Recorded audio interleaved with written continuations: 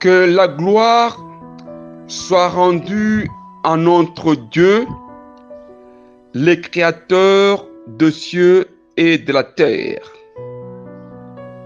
Ce matin, très chers frères et sœurs, membres des églises,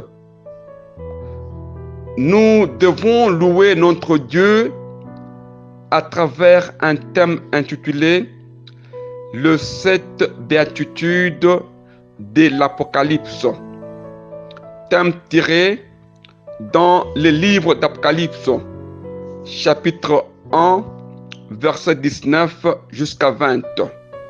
Nous lisons au nom de Jésus-Christ. Écris donc ce que tu as vu, ce qui est et ce qui doit arriver ensuite. Les mystères de cette étoile que tu as vue dans la main droite et de cet chandelier d'or. Les 7 étoiles sont les anges de cette église et les 7 chandeliers sont les 7 églises. Très chers frères et sœurs, membres des églises, Jean, dans l'île de Patmos, avait reçu la révélation de Jésus-Christ. Jean s'est retrouvé dans cette île à cause de la parole de Dieu et du témoignage de Jésus-Christ. Très chers frères et sœurs, membres des églises, Jean reçoit la recommandation d'écrire 3 messages, à savoir ce que tu as vu, 2, ce qui est, 3, ce qui doit arriver. Dans ces 3 messages, Jean commence avec le message de ce que tu as vu. Il a commencé avec le message de cette étoile et cet chandelier. Très chers frères et sœurs, nous voulons parler du 3e message, ce qui doit arriver ensuite, à travers le thème intitulé « Les 7 béatitudes de l'Apocalypse ». Nous commençons avec la première béatitude. Comme l'Apocalypse est fondé sur le chiffre 7, nous parlons de cette béatitude et nous commençons avec la première béatitude qui est tirée dans l'Apocalypse chapitre 1, verset 3. Nous lisons. Heureux celui qui lit et ceux qui entendent les paroles de la prophétie et qui gardent les choses qui y sont écrites, car le temps est proche. Très chers frères et sœurs, membres des églises, il y a 2 personnages dans cette béatitude. Celui qui lit et ceux qui entendent et gardent. Il s'agit du prédicateur et de l'assemblée. Celui qui lit et les prédicateurs et ceux qui entendent et gardent sont les assemblées. Tel que Moïse a écrit dans le livre de Deutéronome, chapitre 31, verset 11 jusqu'à 12. Nous lisons au nom de Jésus-Christ. Quand tout Israël viendra se présenter devant l'Éternel, ton Dieu, dans le lieu qu'il choisira, tu liras cette loi devant tout Israël, en leur présence. Tu rassembleras le peuple, les hommes, les enfants et l'étranger qui sera dans les portes, afin qu'ils t'attendent et afin qu'ils apprennent à craindre l'Éternel, votre Dieu, à observer et à mettre en pratique toutes les paroles de cette loi. Très chers frères et sœurs, membres des églises, faire la lecture de la loi, c'est prêcher la parole de Dieu. Quand les pasteurs prêchent la parole de Dieu dans nos églises, ils font la lecture de la loi devant l'assemblée de Dieu. Toute prédication a 3 objectifs, à savoir apprendre l'homme 1. À craindre Dieu, 2. À observer les paroles de Dieu et 3. À mettre en pratique les paroles de Dieu. Très chers frères et sœurs, membres des églises, les prédicateurs qui enseignent à l'assemblée d'observer les paroles de Dieu doivent mettre en pratique la parole de Dieu pour avoir la bénédiction céleste, comme c'est écrit en épître de Paul aux Romains, chapitre 2, verset 21. Romains, chapitre 2, verset 21, nous lisons au nom de Jésus-Christ. Toi donc, qui enseignes les autres, tu ne t'enseignes pas toi-même. Toi qui prêches de ne pas dérober, tu dérobes. Très chers frères et sœurs, membres des églises, qu'on ne se trompe pas.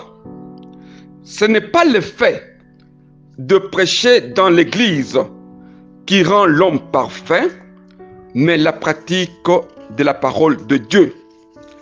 Celui qui lit et ceux qui entendent ont la même bénédiction devant Dieu. Si nous lisons l'épître aux Philippiens, chapitre 4, verset 9, nous lisons au nom de Jésus-Christ.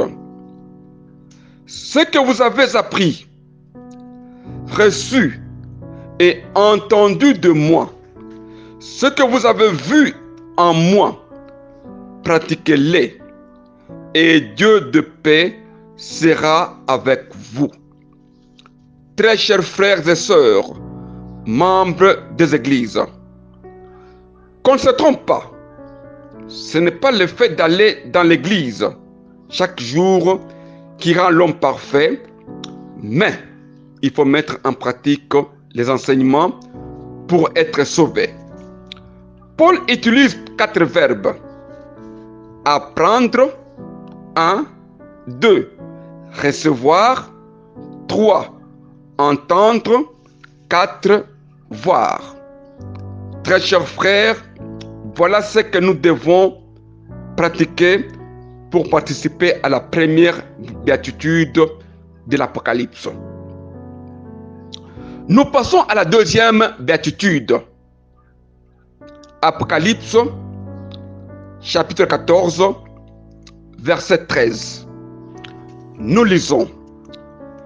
Et j'entendis du ciel une voix qui disait, écrit, heureux dès à présent le mort qui meurt dans le Seigneur.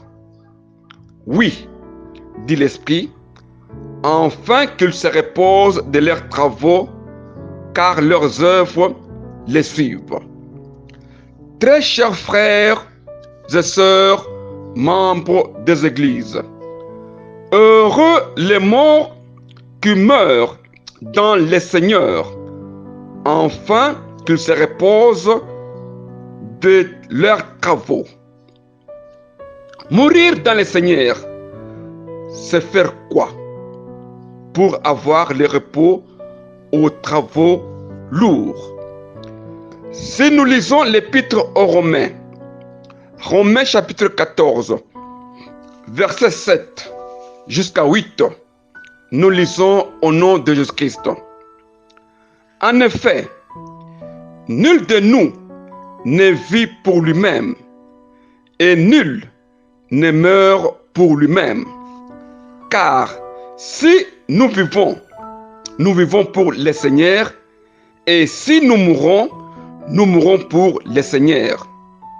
Soit donc que nous vivions, soit que nous mourions, nous sommes dans le Seigneur. Très chers frères et sœurs, membres des églises, mourir dans le Seigneur, c'est accepter la parole, se repentir et abandonner le péché. Nous mourrons dans le Seigneur quand nous devenons de nouvelles créatures par la puissance de la parole de Dieu.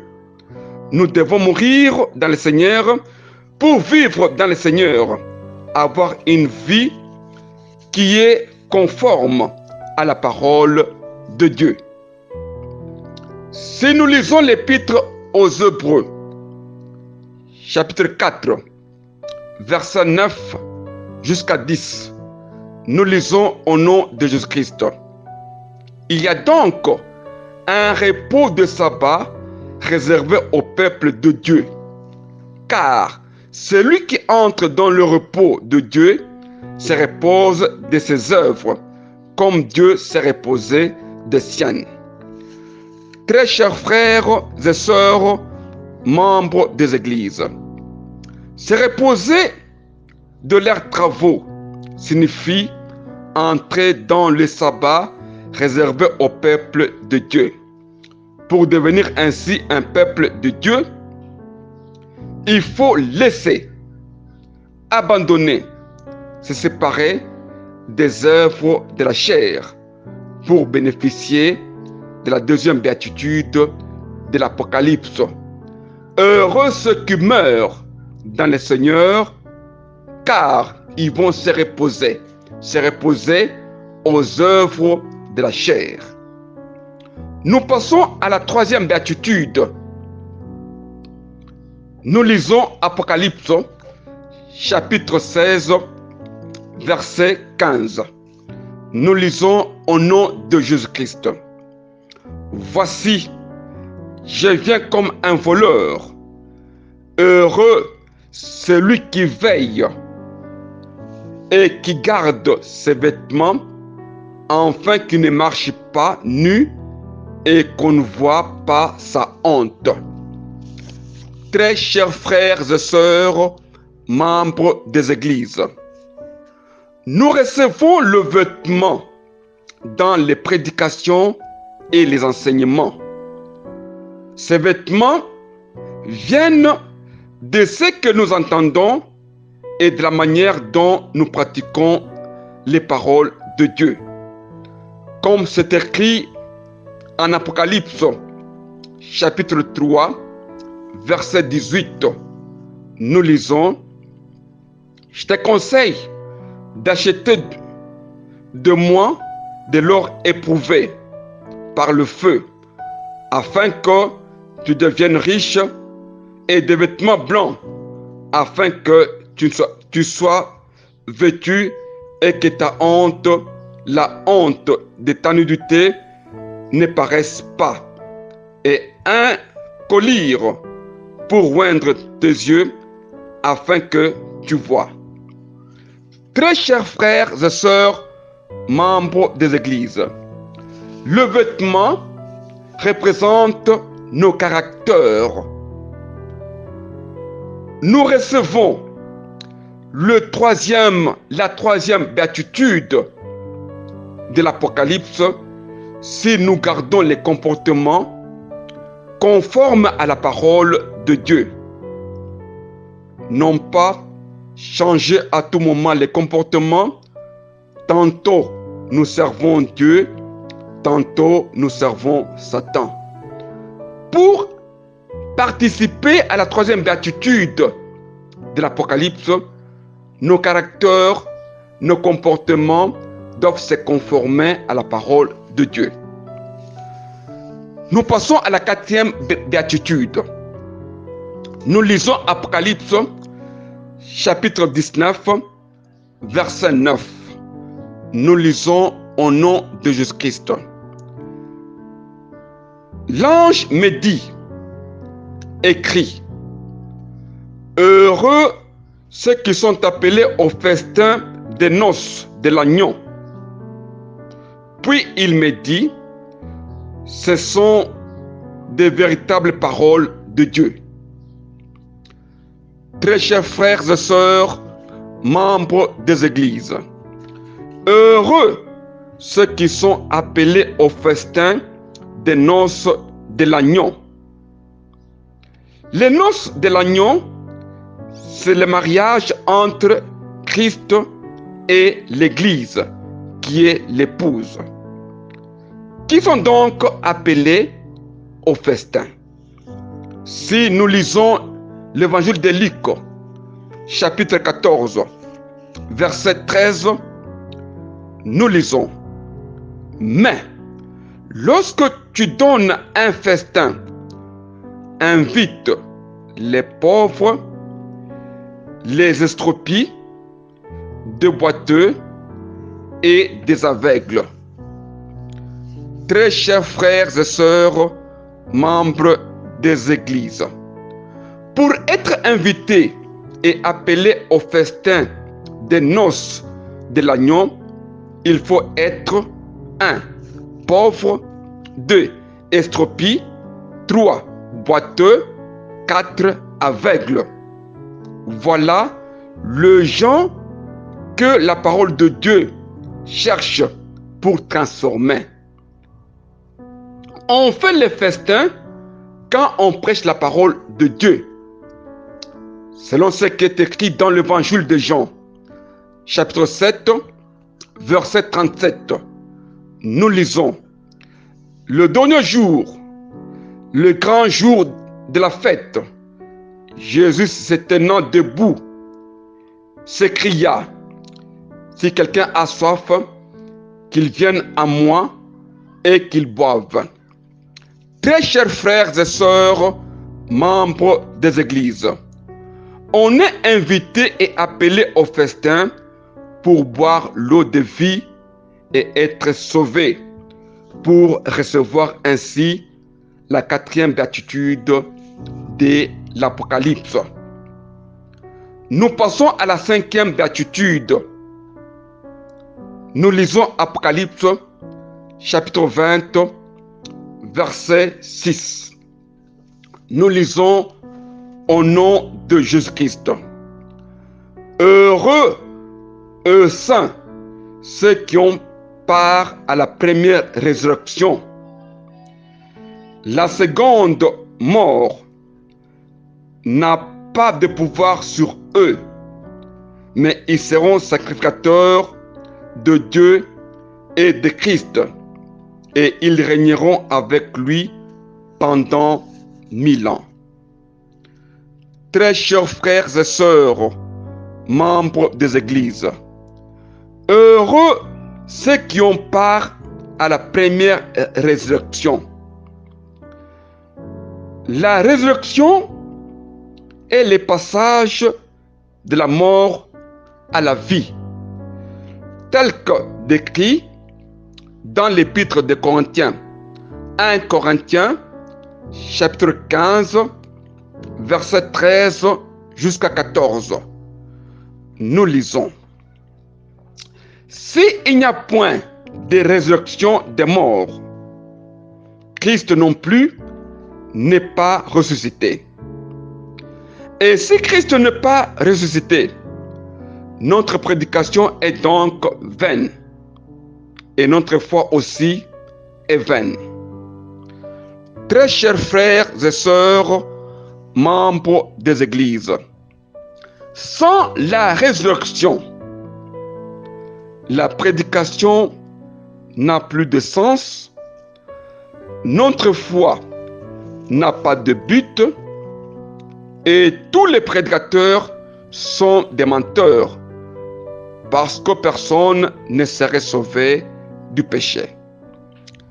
Alors, la résurrection doit être l'essence même de nos prédications. Cela veut dire transformer le pécheur à la vie éternelle. Si nous lisons les livres des Actes des Apôtres, chapitre 6, verset 7, nous lisons au nom de Jésus-Christ: la parole de Dieu se répandait de plus en plus. Le nombre de disciples augmentait beaucoup à Jérusalem et une grande foule de sacrificateurs obéissait à la foi.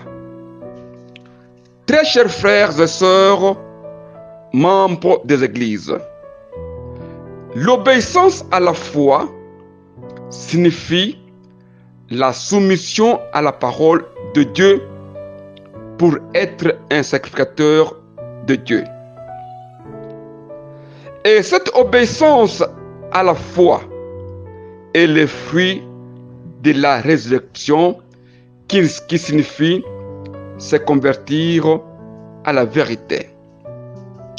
Pour être un sacrificateur du Christ et exercer le ministère du Christ dans l'Église, il faudra d'abord passer par la résurrection, être transformé par la parole de Dieu, être changé par la parole de Dieu. Ici, l'on parle de la première mort, qui est la mort charnelle, et de la seconde mort, qui est la mort spirituelle. C'est-à-dire que nous ne devons pas avoir peur de la première mort, car la vraie mort est la mort spirituelle quand nous nous égarons de la volonté de Dieu.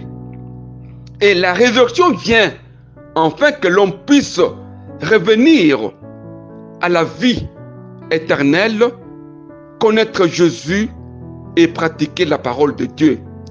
C'est en ce moment-là que l'on peut devenir un sacrificateur pour aller accomplir la mission de transformer, de prêcher les autres et participer ainsi à cette béatitude. Nous passons à la 6e béatitude de l'Apocalypse.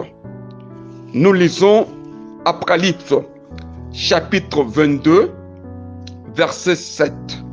Nous lisons au nom de Jésus-Christ. Et voici, je viens bientôt. Heureux celui qui garde les paroles de la prophétie de ce livre. Très chers frères et sœurs, membres des églises, heureux celui qui garde les paroles et la prophétie. C'est la doctrine de la persévérance. Nous devons persévérer sans relâche jusqu'au bout en obéissant à la vérité, en gardant la parole de Dieu. Comme Jésus l'a dit dans l'évangile de Jean, chapitre 14, verset 15. Nous lisons: si vous m'aimez, gardez mes commandements. Très chers frères et sœurs, membres des églises, l'amour pour Christ est inséparable de l'obéissance à toutes les révélations de la parole de Dieu. L'obéissance régulière à la parole de Dieu est une preuve de notre foi et l'expression même de l'amour de Dieu en nous. Nous devons, pour participer à cette béatitude, garder jalousement, c'est-à-dire persévérer dans la parole de Dieu et dans l'obéissance de la parole de Dieu. Et nous devons en ce moment-là participer à la 6e béatitude de l'Apocalypse. Nous passons à la 7e béatitude de l'Apocalypse. Nous lisons Apocalypse chapitre 22, verset 14. Nous lisons au nom de Jésus-Christ. Heureux ceux qui lavent leurs vêtements afin d'avoir droit à l'arbre de vie et d'entrer par le porte dans la ville. Très chers frères et sœurs, membres des églises, heureux ceux qui lavent leurs robes. Dans la 4e béatitude, on parle de garder ses vêtements. Et tandis que dans la 7e béatitude, on nous recommande de laver nos robes. Est-ce que la robe n'est pas un vêtement? C'est pour dire qu'on peut avoir un vêtement, mais on manque la robe. Celui qui a la robe est un ayant droit à l'arbre de vie et d'entrer par les portes dans la ville sainte. Si nous lisons le livre de l'Apocalypse, chapitre 7, verset 14, nous lisons au nom de Jésus-Christ. Je lui dis, mon Seigneur, tu le sais. Et il me dit, ce sont ceux qui viennent de la grande tribulation. Ils ont lavé les robes et ils les ont blanchies dans le sang de l'agneau. Très chers frères et sœurs, membres des églises, ceux qui sont revêtus des robes blanches, lavées et blanchies dans le sang de l'agneau, viennent de la grande tribulation. Comme Jean l'a dit dans l'Apocalypse chapitre 1, que Jean venait de la grande tribulation. Cette tribulation est réservée aux serviteurs de Dieu. Alors, chacun doit garder son ministère sans l'essuyer avec la convoitise mondaine et charnelle, symbole de la sainteté et de la pureté dans le ministère du Christ, pour ainsi participer à la 7e béatitude. Les robes sont lavées dans le sang de l'agneau, comme nous aussi, nous avons été lavés, rachetés par le sang de l'agneau. C'est sang qui nous a rachetés pour devenir aujourd'hui serviteurs de Dieu.